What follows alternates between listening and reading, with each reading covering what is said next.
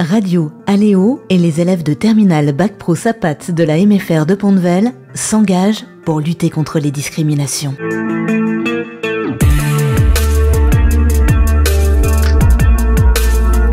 Bonjour à toutes et à tous. Aujourd'hui, nous allons parler d'un sujet relativement délicat, le harcèlement scolaire. Pour en savoir plus, nous accueillons Anaïs Delorme qui a bien accepté de témoigner. Bonjour Anaïs. Bonjour. On sait que tout a commencé en CM1. Savez-vous quelles raisons avait-il pour agir de cette façon ? Je pense qu'il n'y avait pas de raison valable d'agir de cette façon. Je pense que c'est aussi que le fait que j'étais nouvelle dans l'école et que j'étais peut-être un peu plus, j'avais plus de poids, je pense, que certaines personnes de la classe. Du coup, je pense qu'ils ont commencé l'harcèlement par rapport à ça. On sait que le harcèlement scolaire peut prendre plusieurs formes. Pour vous, était-il moral, physique ou avait-il une toute autre forme ? Alors, il était plus moral. Les insultes étaient plus morales. Et j'ai juste une fois où c'était physique. Est-ce que vous pourriez nous citer quelques phrases ou quelques actions si vous en êtes capable ? Oui, je suis capable. Donc, le moral, c'était t'es gros, c'était moche, t'es un gros cachalot, t'as qu'à mourir. Enfin, toutes les choses comme ça. Et physique, on m'a plaqué la tête contre le bus. Le harcèlement pousse souvent à l'isolement chez les victimes. Est-ce que c'était votre cas ? Si oui, pourquoi ? J'étais pas isolée, j'allais souvent voir ma famille et j'avais pas beaucoup d'amis, donc je sortais pas trop.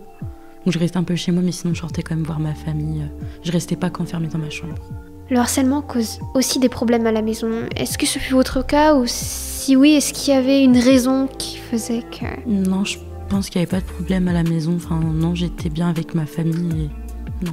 La victime de harcèlement éprouve souvent des difficultés à en parler avec ses proches. Est-ce que vous avez pu en parler ? Si oui, est-ce qu'ils ont pu faire quelque chose ? C'est une grosse erreur, mais non, j'en ai pas parlé parce que je voulais pas les braquer ou je ne sais comment ils auraient pu réagir. Donc j'ai préféré y garder pour moi toute seule, puis essayer de m'en sortir toute seule, mais c'était très compliqué.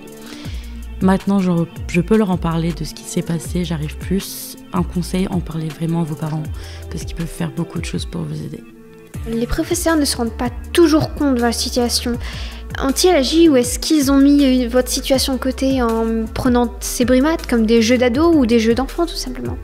Alors moi, c'est pas les professeurs, c'est surtout la CPE et des surveillants qui m'ont aidé beaucoup. Ils ont convoqué, ils m'ont pris à part pour en parler, ils m'ont emmené la psychologue scolaire. J'ai beaucoup eu les rendez-vous, les vendredis après-midi. On avait fait des petits exercices pour prendre confiance en moi, pour plein de choses comme ça. Pour tenir dans ces moments difficiles, l'humain trouve souvent des moyens d'extérioriser, de s'échapper de son quotidien qui est souvent douloureux dans ces cas-là. Qu'est-ce qui vous a aidé à tenir pendant cette épreuve ? Alors sans le vouloir, sans qu'ils le sachent, c'est ma famille et quelques peu amis que j'avais qui m'ont fait tenir.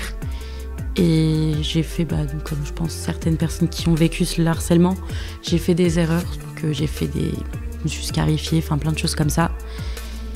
Et donc sans le vouloir, c'est ce qui me faisait pas aller trop loin, c'est ma famille et quelques amis que j'avais. Pour que tout ça s'arrête, il faut généralement l'intervention d'un adulte, d'un élève ou encore le changement d'établissement de l'harceleur ou de la victime. Comment est-ce que tout s'est fini pour vous ? Alors moi j'ai rencontré mon meilleur ami et là ça a été vraiment, je revivais comme je voulais vivre avant. Fallait pas qu'on me touche, j'étais tout le temps avec lui parce qu'il voulait pas que je sois toute seule. C'est grâce à mon meilleur ami et une amie aussi que j'ai rencontrée au collège qui m'a beaucoup aidée. Duel qui a aussi appelé du coup le surveillant quand je faisais une bêtise en cours. Le harcèlement scolaire entraîne des conséquences psychologiques plus ou moins graves chez les victimes. Quelles étaient les vôtres ? Est-ce que certaines sont toujours présentes aujourd'hui ? Alors j'ai perdu toute confiance en moi. Je me dénigre à longueur de journée. J'ai très peur du regard des gens. Et ça c'est très compliqué. J'ai pas du tout confiance en moi, donc que ça soit pour le travail, que ça soit pour ma vie au quotidien, c'est très dur. On sait que parfois, même des années après, ça peut être très difficile d'en parler. Qu'est-ce qui vous a permis d'accepter d'en parler aujourd'hui avec nous ? C'est que j'en vois de plus en plus du harcèlement, vos infos, qu'il y en a qui se suicident carrément. J'en ai marre de tout ça, je voudrais que ça s'arrête. Il y en a qui trouvent ça drôle, mais non, c'est vraiment pas drôle de se faire harceler ou même d'harceler. Qu'est-ce qui fait qu'on en est là aujourd'hui ? Il manque des personnes à l'écoute et qui nous aident. Il manque de ces personnes-là. Je remercie mon invitée Anaïs Delorme pour son témoignage. Si nos auditrices et nos auditeurs souhaitent en savoir plus sur le harcèlement scolaire, je vous donne rendez-vous sur le site internet education.gouv.fr/non-harcèlement pour justement avoir plus d'informations, savoir qui contacter et en espérant que tout se passe bien pour vous. Merci. Radio Aléo et les élèves de terminale Bac Pro SAPAT de la MFR de Pont-de-Vel s'engagent pour lutter contre les discriminations.